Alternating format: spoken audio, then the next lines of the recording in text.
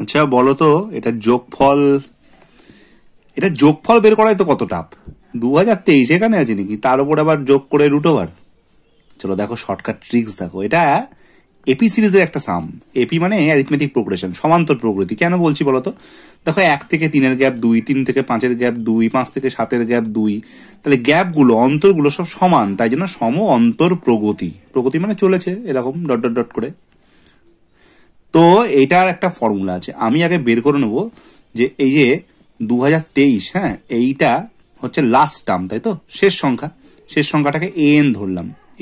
N মানে হচ্ছে nth term. কত দূর গেছে টার্মটা তো জানি না, মানে কত নম্বরে আছে, এটা 1 নম্বর টার্ম, 2 নম্বর টার্ম, 3 নম্বর টার্ম, 4 নম্বর টার্ম, এটা কত নম্বরে আছে এরকম করতে করতে সেটা জানি না, সেটা বের করবো। কি করে বের করবো, ফর্মুলা দেখো, n is equal to a plus n minus 1 into D. এবার এন মানে কি, এর মানে হচ্ছে এই 2023 ইজ ইকুয়াল টু এ মানে হচ্ছে প্রথম টার্ম, মানে হচ্ছে এই যে 1, তাহলে 1 plus n minus 1 into D মানে হচ্ছে কমন ডিফারেন্স। এই যে 1 থেকে 3, 3 থেকে 5, 5 থেকে 7, ডিফারেন্স গুলো কমন 2 করে। একটু ক্যালকুলেশন করো, জায়গার অভাবে আমি আর বেশি মানে বাড়াচ্ছি না, মুখে মুখেই ক্যালকুলেশন করছি। একটাকে বাদিকে আনলাম, 2023 থেকে এক বাদ দিলে 2022, দুইটা দিকে গুণ আছে, দিকে ভাগ হবে।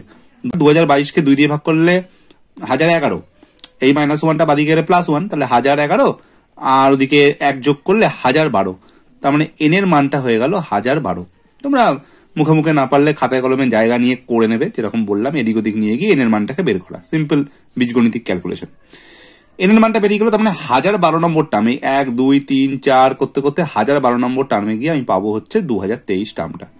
এবার আমি বের করবো এসএন। এসএন মানে হচ্ছে সাম, এই যে যোগ আছে না, যোগ, এই যোগ ফলটাকে বলে এসএন। এসএন এর ফর্মুলা কি, এসএন এর ফর্মুলা হচ্ছে n/2 into 2a plus n-1 into D.